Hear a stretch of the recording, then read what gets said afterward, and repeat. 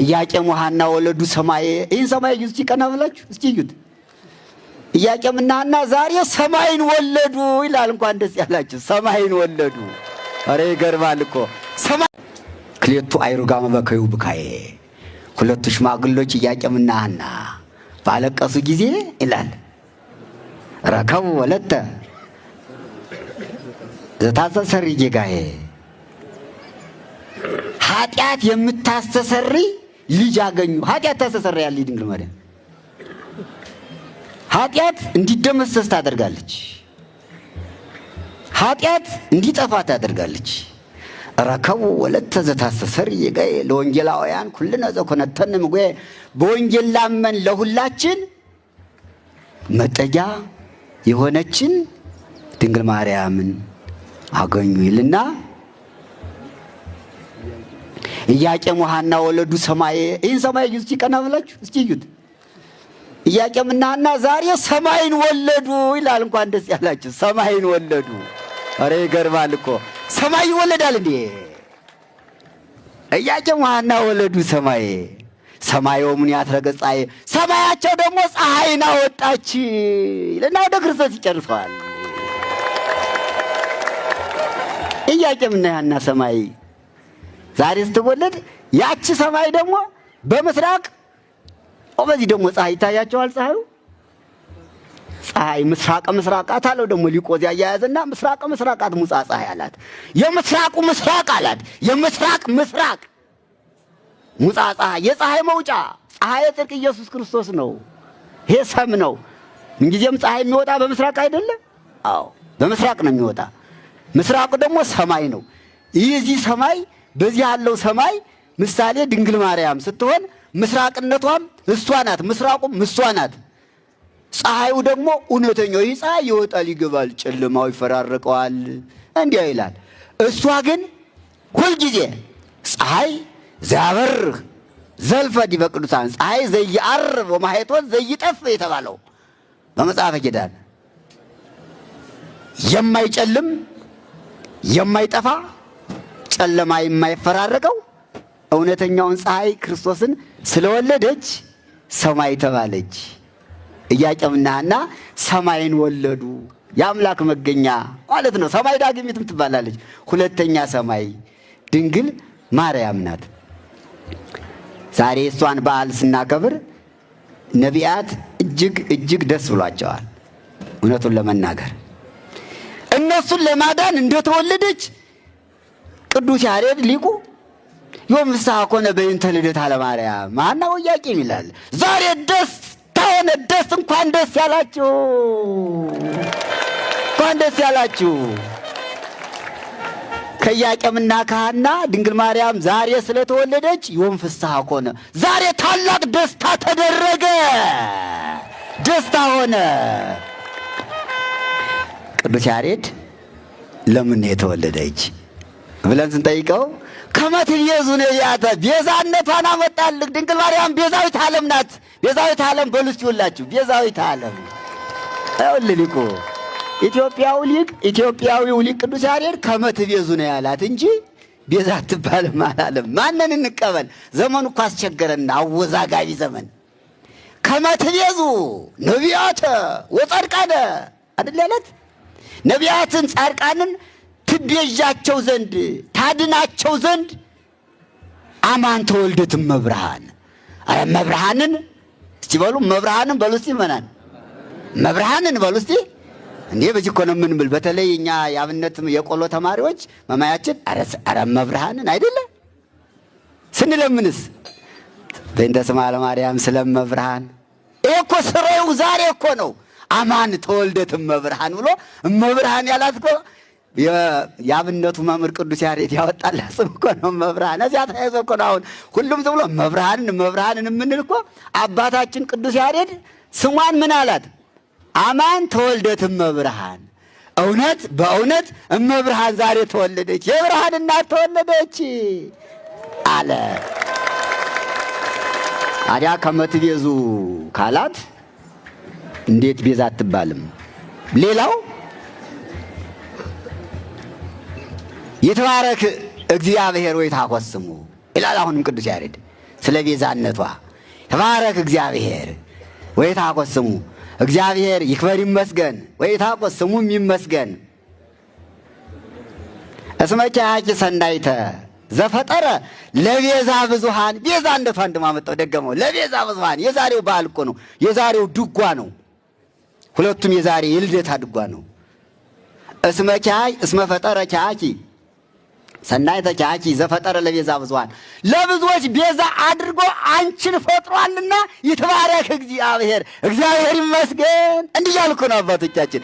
ሊቁ ቅዱስ ያሬድ እኮ እግዚአብሔር ይመስገን ብሎ እግዚአብሔርን የምታስመሰግን ልጅ እኮ ነው የተወለደች። ኢያቄምና ሐና እኮ የወለዱ ዛሬ እግዚአብሔርን የምታስመሰግን ነቢያት እግዚአብሔርን የሚያመሰግኑባት፣ ሐዋርያት እግዚአብሔርን የሚያመሰግኑባት፣ ሰማዕታት መከራ ወደ ገድል የሚሄዱበት፣ ጻድቃን ወደ ገዳም የሚሄዱበት፣ አምነው በሱ የሚኖሩበት አምላክን የወለደች ቤዛ ናት። ቤዛዊት ትባላለች።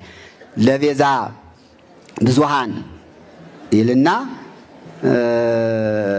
ኪያኪ ዘፈጠረ ለቤዛ ብዙሃን እስመ መሰረት አንቲ ለሕይወት ኩሉ ዓለም። ለዓለም ሁሉ አንቺ ለመዳን መሰረት ነሽና ነው ያላት እኮ። መሰረት ናት ድንግል ማርያም ለመድኃኒትነት ለቤዛነት መሰረት ናት። ኢየሱስ ክርስቶስን ቤዛ የተባለ ከሷ ተወልዶ እኮ ነው። እውነቱን ለመናገር ቤዛ ኩሉ ዓለም ዮም ተወልደ የተባለ ቤዛ ሲባል እኮ ልደቱ ከሷ እየተነገረ ነው አብሮ። ዮም ቤዛ ኩሉ ዓለም ዮም ተወልደ ያለውን ቤዛ ዛሬ ተወለደ ቤዛ። እነን ቤዛ የሚለውን ስም መድኃኔ ዓለም በተዋህዶ ቃል ከሥጋ ጋር ተዋህዶ ቤዛ የሚለውን ስም የተጠራበት ከመቤታችን ተወልዶ ነው ቤዛ የተባለ። ቅዱስ ሥጋው ክቡር ደሙ የዓለም ቤዛ ስለሆነ ቤዛ ኩሉ ዓለም ይላል። ታሪኩ እንደሚታወቀው ሰፊ ነው። ወደ ዝርዝሩ አልገባም። ዛሬ እመቤታችን ተወልደት እመብርሃን የብርሃን እናት ተወለደች።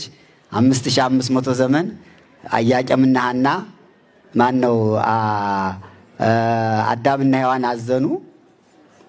ከመ ትቤዙ ነቢያተ ወጻድቃነ ነቢያት ጻድቃን እነሱን አድናለች ሲል ነቢያትም ጻድቃን ኃጥአንም ወደ ሲኦል ይወርዱ ነበረ።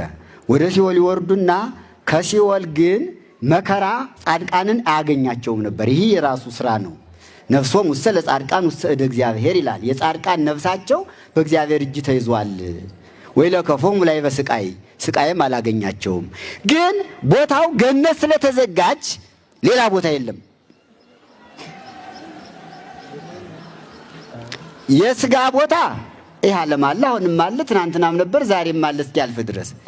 የነፍስ ቦታ ደግሞ ገነት ነበረች ስለተዘጋች እስክትከፈት ድረስ የጻድቃንም የኃጥአንም የነቢያትም ነፍስ ወደ ሲኦል እየወረደች መከራ ግን አያገኛቸውም። እዚህ ላይ ነው የሚለየው። እዚህ ላይ ነው ጻድቃን አላቸው። ከመ ትቤዙ ነቢያተ ወጻድቃነ። ጻድቃን ከሆኑ እንዴት ነው የምታድናቸው ይባል? ወደ ሲኦል ወርደው እግዚአብሔር ባወቀ ቦታ አስቀምጦ መከራ ያገኛቸው ነበር እሷ እስክትወለድ ድረስ። ስትወለድ ግን አምላክ ደግሞ ከሷ ከተወለደ በኋላ ገነት ተከፈተችና ነቢያትም ጻድቃንም ወደ ገነት ስለገቡ ከመ ትቤዙ ነቢያተ ወጻድቃነ አማን ተወልደት እመብርሃን አለ። ነቢያትንም ጻድቃንንም ታድናቸው ዘንድ ዛሬ ተወለደች ይላል። እንግዲህ እንደሚታወቀው ሐናና ኢያቄም በመካንነት ለብዙ ዘመን ኑረዋል። ልጅ ስጠን እያሉም ስለተስለዋል፣ ለምነዋል። እግዚአብሔርም እስመሬ ሕማማ ላመቱ እንዳለች ቅድስት ድንግል ማርያም የሐናን ሐዘኗን ልመናዋን ሰማ። የነቢያት ትንቢት ደረሰ፣ ተፈጸመ። ሲፈጸም እመቤታችን በፈቃደ አምላክ በብስራተ መልአክ ተጸንሳ ግንቦት 1 ቀን ዛሬ በአድባረ ሊባኖስ ተወለደች ይላል። አድባረ ሊባኖስ እዚያ በኢየሩሳሌም ያለ ዋሻ ነው። እምሊባኖስ ተወጽ መርዓት፣ ሙሽራይቱ ከደጋው ከተራራው ትወጣለች። እምግበበ አናብስት ወማዕድባረ አናምርት ይላል። ከአንበሶች ጉድጓድ ከነብሮች ተራራ ሙሽራይቱ ትወጣለች ይላል። አዎ ለጊዜው የተወለደችበት አድባረ ሊባኖስ አንበሶች በዚያ ያድሩ ነበር፣ ከተራራውም ነብሮች ይኖሩ ነበር። ወደ ምስጢሩ ግን አናብስት የተባሉ ነገስታት ናቸው፣ አናምርት የተባሉ ካህናት ናቸው። የእመቤታችን ትውልዷ ነገዷ በአባቷ ከዳዊት ወገን በእናቷ ከአሮን ወገን እንደሆነ መጽሐፉ ይናገራልና አናብስት አናምርት የተባሉ ቤተ መንግስትና ቤተ ክህነቶች ናቸው። እመቤታችን ከቤተ መንግስት ከቤተ ክህነት መወለዷን ለማጠየቅ በአድባረ ሊባኖስ ተወለደች። ንፍሮ ኢያቄም አምጥቶ ሰጣት ይላል። ንፍሮ ለምን ሆነ? ንፍሮ ጥሬ ታላቅ ምግብ ነው። የከተማው ግን ዳቦ ነው እንጂ ቆሎ ብዙ አይበላም። ትበላላችሁ? ዳቦ ነው። ዳቦና ቆሎ ማንም ያጠነክር ምን አላችሁኝ? ቆሎ ነው የሚያጠነክር። አልተፈጨም እኮ እንዳለ ነው። አየኸው? ዳቦ እኮ ተፈጭቶ ምን ብሎ ብዙ ነገር ጎድሎታል። ኋላ ነው የመጣ። ቆሎ ግን እንዳለች ናት፣ ኃይል አላት። አንድም አባቶቿ ሐናንያ፣ አዛርያ፣ ሚሳኤል በሀገር ባቢሎን ሳሉ ይላል ሀበነ በቁላተ ምድር ጥሬ ስጠነ ብለው በልተው ነበረ። የነቢያት ምግብ ነው ባጭሩ። ንፍሮ ቆሎ የነቢያት ቀድሞ የነቢያት ኋላም የሐዋርያት በዘመነ ሰማዕታትም እንዲሁ የሰማዕታት ምግብ ኋላም የባሕታውያን ምግብ። የሚገርማችሁ ነገር ረቡዕና ዓርብ ዛሬ በየገዳማቱ የሚበላ ንፍሮ ነው። ንፍሮና ቆሎ ነው። ዓርብ አሁን ዛሬ ዓርብ ነው አይደለ? ዓርብ ንፍሮ ነው የሚቀቀል በየገዳማቱ። ይህ ስርዓት ነው፣ ቀላል አይደለም። ይህ ስርዓት እንደሚፈጸም እግዚአብሔር ስለሚያውቅ ለጊዜው በማጣት ነው ለምኖ ያገኘው ኢያቄም ንፍሮ ስለሆነ ነው ይባላል። ውስጡ ግን የመናንያን የባሕታውያን ምግብ ስለሆነ እግዚአብሔር ይህን ምግብ ለሐና ፈቅዶላታል። እግዚአብሔር አምላክ ንፍሮ በገዳም ይቀቀላል። ዓርብ አንድ ሐዘን ነው። ስቅለተ ክርስቶስ ዓርብ ስለሆነ ሐዘንተኛ ከቤቱ እንደሄደ ምንድነው የሚበላ? ንፍሮ ነው። ሐዘንተኛ ሲመጣ ንፍሮ ነው የሚቆቀል። የሐዘን ምግብ ነው። እኛ ደግሞ መድኃኔዓለም ክርስቶስ ለእኛ ሲል ስለተሰቀለ አባቶቻችን ገዳማውያን ባሕታውያን በገዳም ዓርብ ንፍሮ ቀቅለው የሚበሉ ሐዘንተኞች ነን፣ በሞተ ክርስቶስ በስቅለተ ክርስቶስ ሐዘንተኞች ነን ሲሉ ንፍሮ ይመገባሉ። ዛሬም ስርዓቱ አለ።